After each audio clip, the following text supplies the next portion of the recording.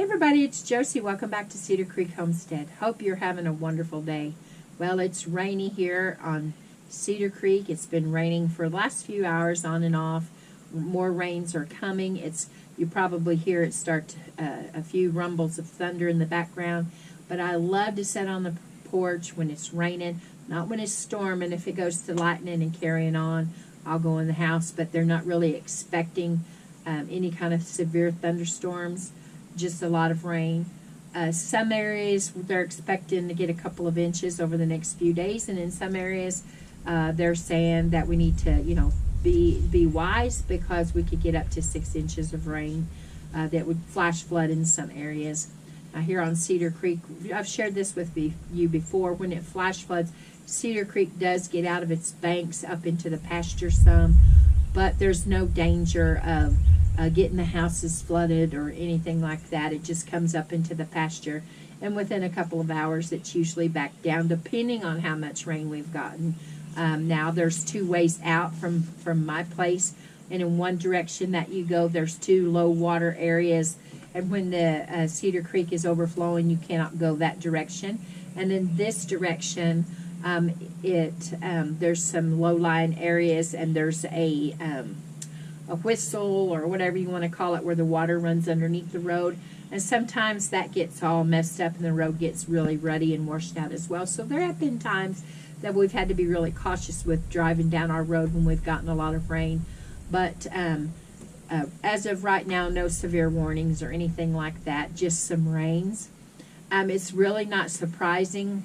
Starting on Friday we have an annual craft fair here at Fin and Feather, which is just up the road a little ways, and they have I think it's been like 50 years or so. Forgive me, you locals, if that number is wrong, but I think it's 50 years or so that they've had Fin and Feather, and it's, like I said, it's an area craft show, and they have food vendors, and it's a really big fall craft draw. Gets in with all of the other crafts fairs on on the circuit, because then next month or so they'll have the big craft fairs over in Arkansas at War Eagle and other places. And Gore and the surrounding area take advantage of that and have a fall festival. It's usually a lot of booths set up. It's really kind of neat the way they do it, because in the city of Gore and between Gore and up to Fin and Feather, people will have yard sales, and there will be people that will be set up in parking lots and other businesses all along, and people just walk along and push their baby strollers and shop at all of these different places. And then of course you have to get in your car and drive towards the Fin and pick up those yard sales along the way. And it's really a fun event. But it doesn't surprise me that there's rain in the forecast.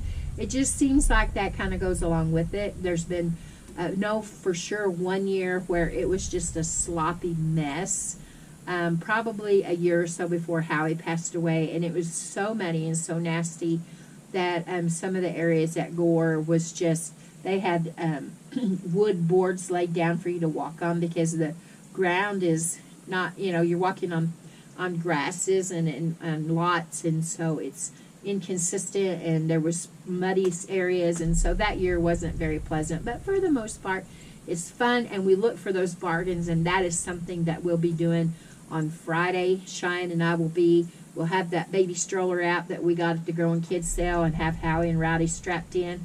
Blade will be accompanying us. Bless his heart, he has to have his toenail taken off on Friday, and he thinks that he can go with us. And he's had his toenail off before, and he just goes on like, he's not in pain or anything. I feel like that would just be torture, but he thinks that he'll be able to go with us for a while. We'll see what happens with that. We may have to bring him something home. They'll have all kinds of food trucks and food vendors and all of the types of foods that you would see like at a county fair, and it's just really a neat and nice thing. People are courteous of one another because people are crossing the road there in Gore. Now, we are a rural town, and so it's not like we have a big speedway going down the middle of town. Traffic's not supposed to be going that fast anyways. But everyone is usually really courteous of one another, and it'll be fun to see what kind of treasures we can find. So I said all of that to say this rain that we're having right now does not surprise me that we're having it. It seems like anytime you've got outdoor activities planned, you can usually start looking for some of the rain to pull in as well, or it seems that way to me. Now, what I wanted to talk about tonight was fear and worry and how that can cripple us. And last weekend, Blade and Cheyenne and the boys and I took a trip to Fort Smith. We had some errands that we needed to run, and before we left out, I said a prayer that we would all be safe. And then on the way there, Blade was sitting in the back with the boys, and I was in the front. Cheyenne was driving. And something was said, and I just offhand said, I can't give you my attention right now. I'm having to watch the road. And so I was helping, or at least I thought I was helping Cheyenne drive. And, you know, I had my foot on the brake on my side of the truck, the imaginary brake, and was helping to the best of my ability to drive. And that was on the way to Fort Smith. And on the way back home, it was dark, and Rowdy was screaming at the top of his lungs. Bless his heart. He hates his car seat.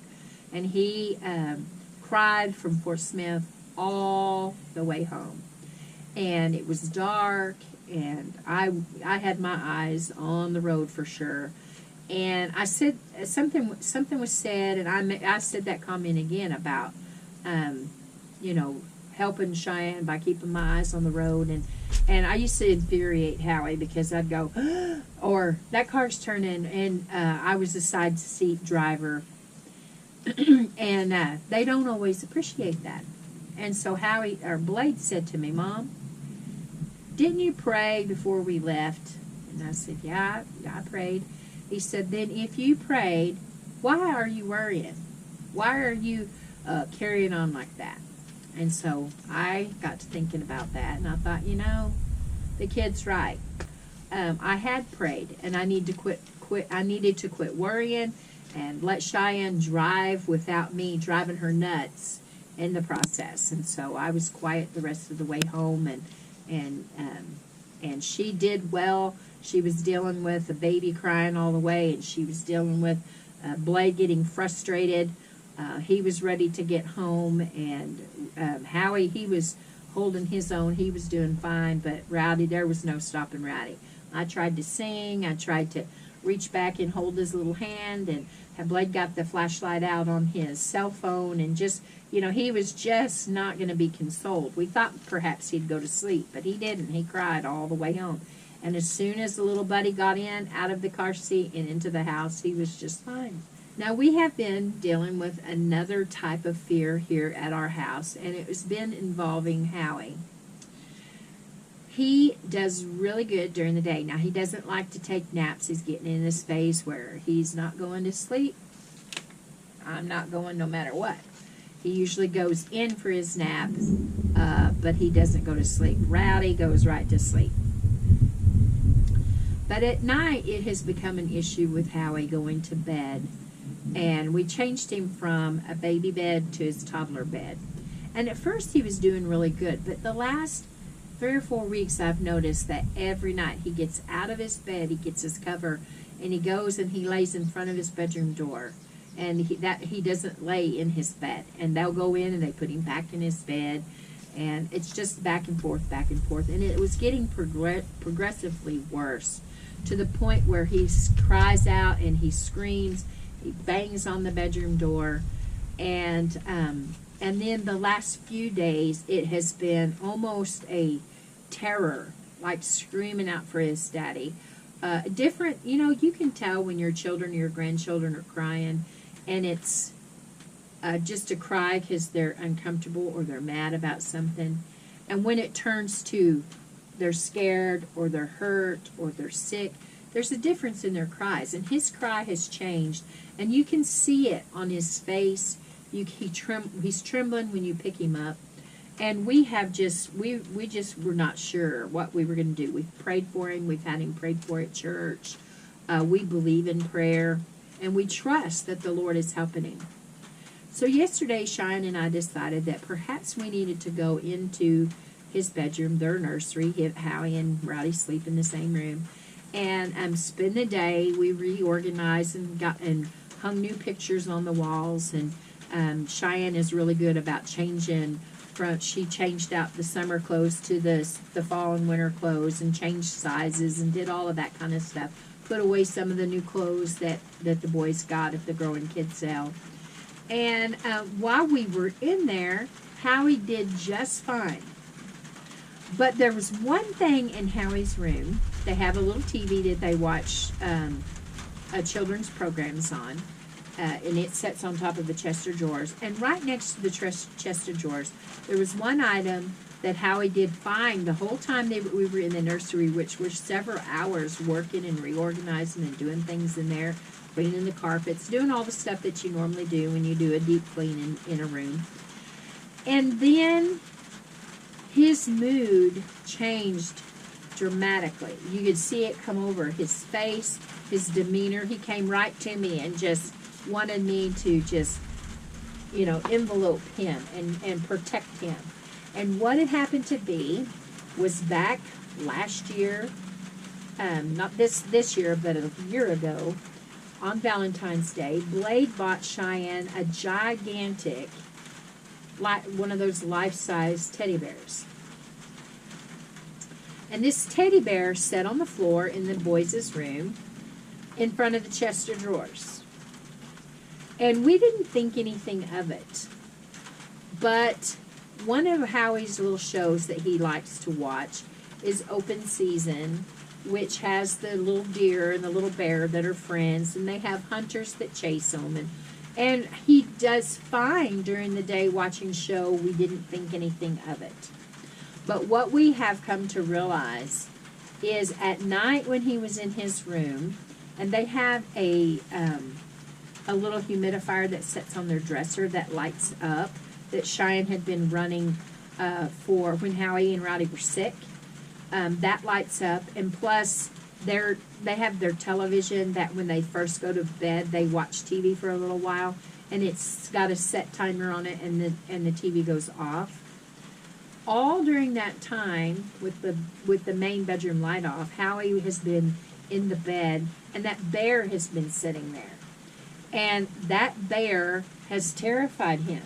We didn't realize that. And I feel so bad about it, knowing that the baby was crying out because he was afraid that this giant teddy bear was going to get him. To the point that we yesterday had to remove the teddy bear totally out of the room.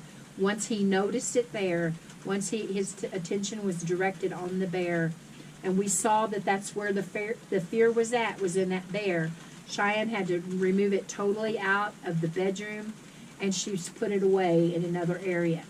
Not only that, we have a lot of other little stuffed animals. They're probably about this big. Horses and pigs and cows and,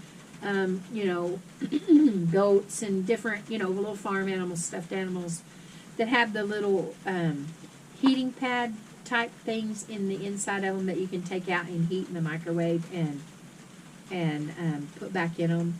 They're called warmies is what they're called. And we have 2 or 3 of those. And he now has a fear of all of those. There are several stuffed animals that he's not scared of that are various sizes. We have a big elephant down to some smaller sized ones. And those have been in the living room, in the toy box, or by the toy box all the time, during the day, in the evening time. And he's used to those being there. There's not anything fear-wise attached to those. So he's not afraid of those. But the ones, that big giant bear, and the other ones that were in there with the bear, he's scared. And so he has this fear attached to those, and I don't know how long it will take for him to overcome that. He's not back yet to being able to sleep without some sort of fear when it's time to go to bed. In fact, the last couple of days it's been bad enough that he's actually slept with Cheyenne and Blade. But we're working on it. We're working through it, and so I was thinking about fear and what it does. Where the fear that I had when we were driving in the traffic, and Portal Howie's terrible fear over the bear. And then I got to thinking about the snake, and I was reading all of your comments over the video that I did about the snake being on the shelf, and different ones of you spoke about the fear that you had, and some of the comments are kind of comical about that you would move, or you do this or that, and I've heard people say I would move, and I've probably said that myself before. I'd move if that happened. Realistically, I did not move. We took care of the problem, but we never know until we face it what we're going to actually do. Another type of fear that I faced was when I became a widow. There were so many things that were unclear of what was going to happen, and how was I going to live, and how was I going to do this, and how was I going to do that. And fear became such a big obstacle for me that I couldn't get around it or over it or through it, or I didn't know what I was going to do. There were so many things that I didn't know how to do, and I realize in the process of going through grief, and you do go through grief, and people go through it at different intervals, and some make it through relatively quick. Others, it takes them a long, long time. And I was worried, and I caught myself in the evening time, about 4:30 or 5 o'clock, I would catch myself getting in this mood, kind of like what Howie did, where my whole demeanor would change, and I would catch the fact that I was having trouble breathing, and my heart was beating faster, and at the same time I was feeling lost.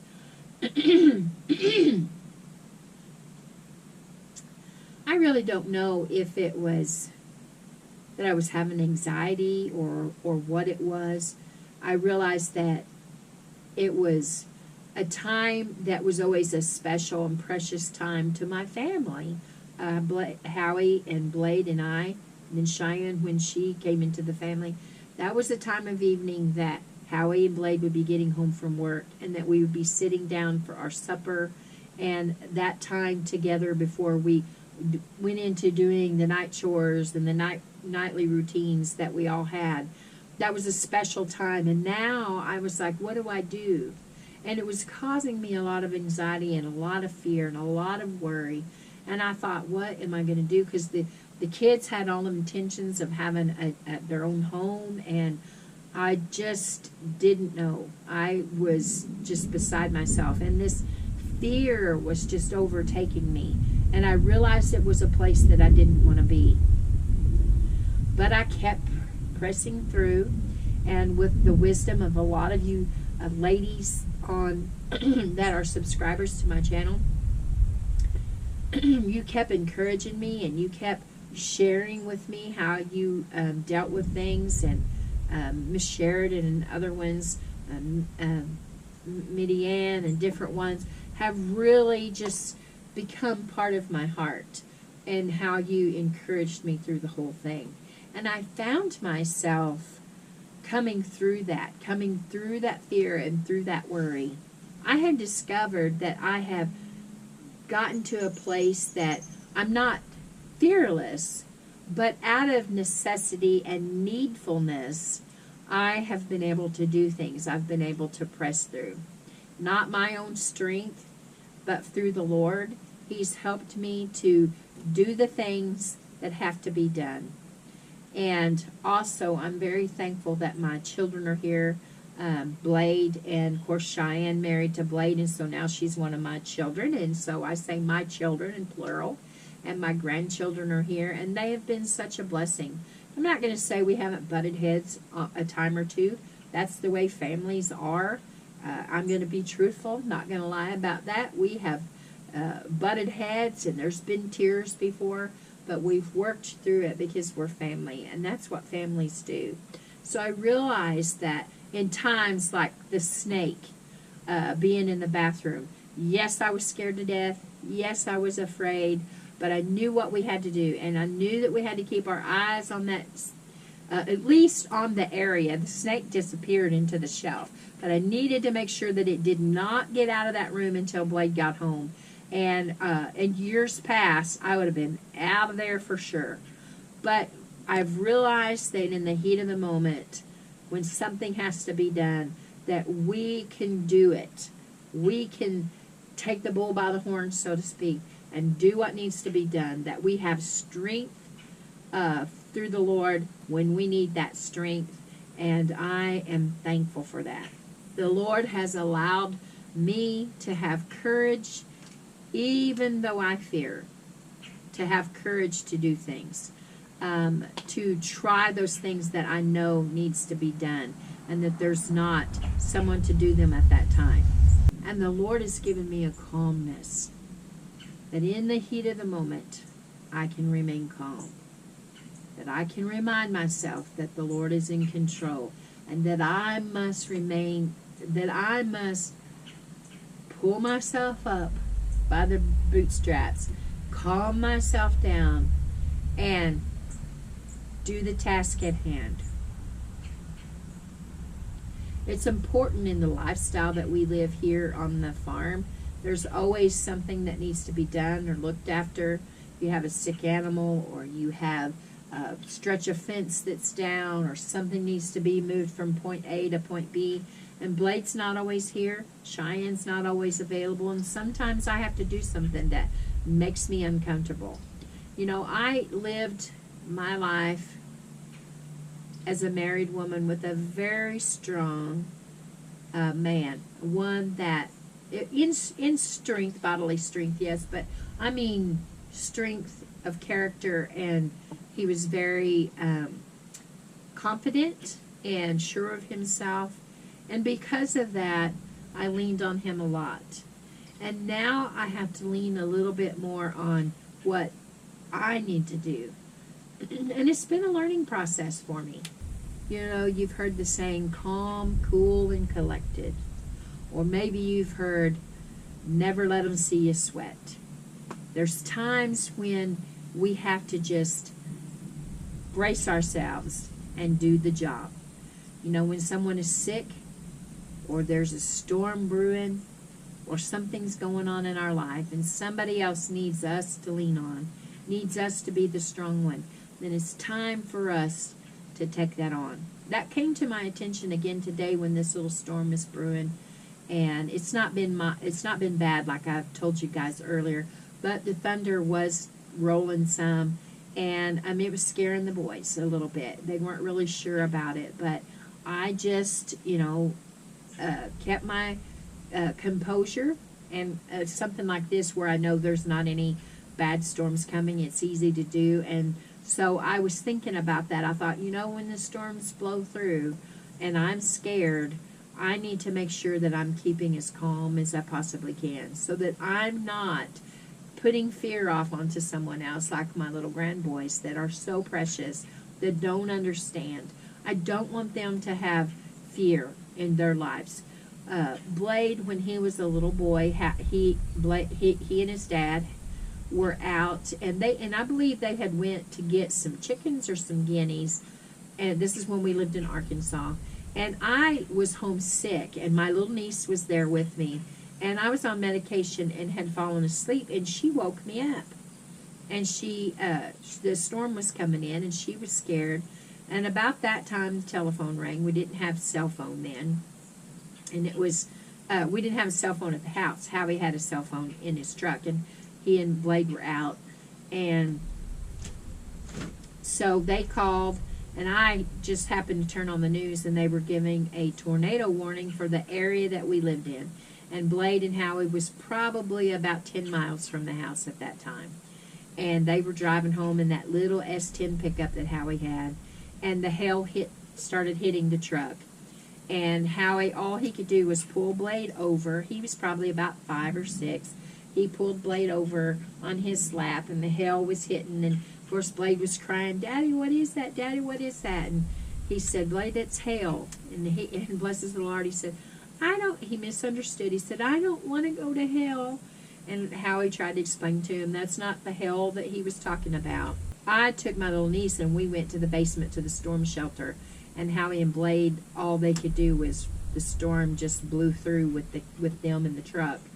And that was day one of a big 2-day storm that we had.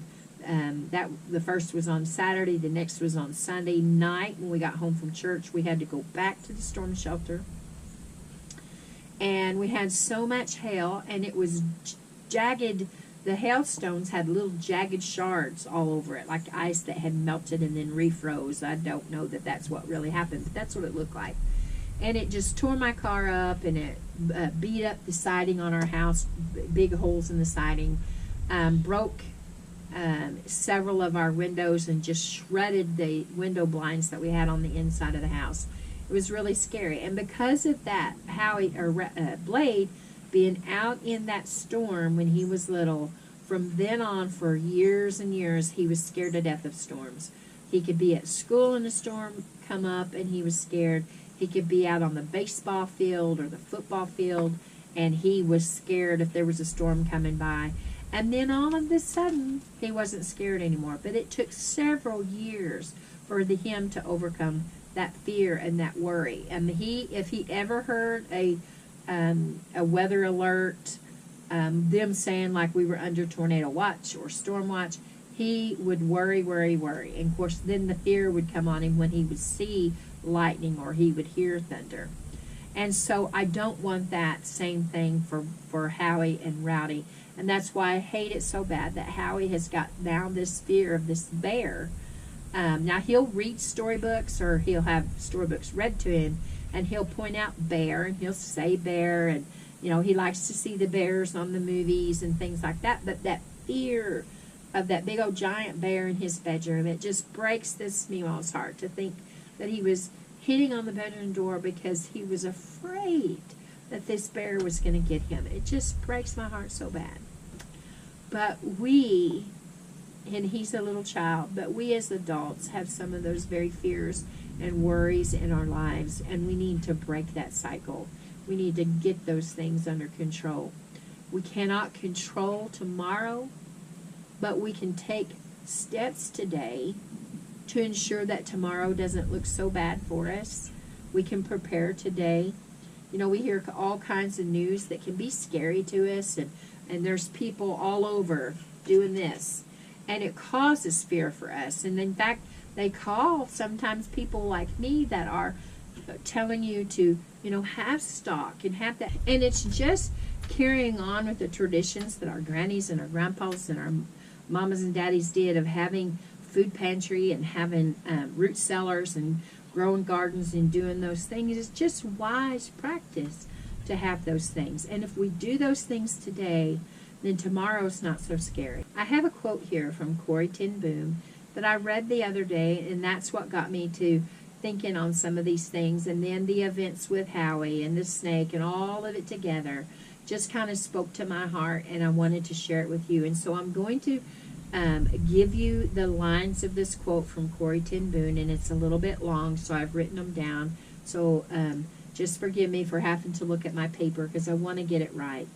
This is what she had to say. Worry is carrying tomorrow's load with today's strength, carrying 2 days at once. It's moving into tomorrow ahead of time. Worry doesn't empty tomorrow of its sorrow. It empties today of its strength. And that's just what worry does. We go to worrying about what's going to happen tomorrow, and we can't be effective today. The things that we need to do for this day, even if we're preparing for the future, we're worrying about tomorrow. We can't focus on the task at hand, the things that need to be done for today. We let that thing zap us, and we have no strength for today. For the things that we're facing this day, we need to concentrate on living the day, not worrying about tomorrow. A lot of times, looking back over our marriage, Howie and I, we're best friends, but to sit here and tell you that we never had a spat would be a fib, because we did have some spats. But a lot of the things that Howie and I argued about were silly little things, and most of those things that we worried and fretted about that caused us to spat were things that we were talking about. What if? What if this happens? I'm worried this is going to happen. And we would get all worked up and trying to get ahead of it, get ahead of the problem, get ahead of the situation. We're going to do this, we're going to do that. And we'd argue about how we were going to do this or that. And the thing never came to pass. And we caused ourselves worry and stress and wasted time. And we don't know what tomorrow holds. And we don't know how many tomorrows we have.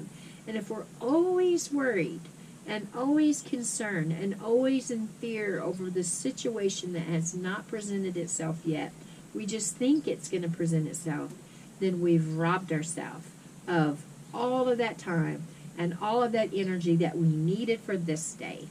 And we need to correct that in ourselves. Remember what she said about moving into tomorrow before it's time to move into tomorrow. Every day has 24 hours. Live that and move into the next one.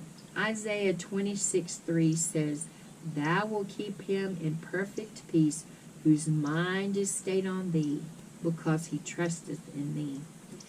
That is where my strength comes from knowing the Lord and knowing that he has everything under control. It doesn't always go the way that I planned it, but when I leave it in the Lord's hands, everything will work to my good.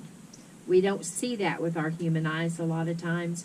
We don't comprehend it with our human minds. We don't feel it with our human hearts. But if we'll trust in him and we'll hold to his hand, then things will work out.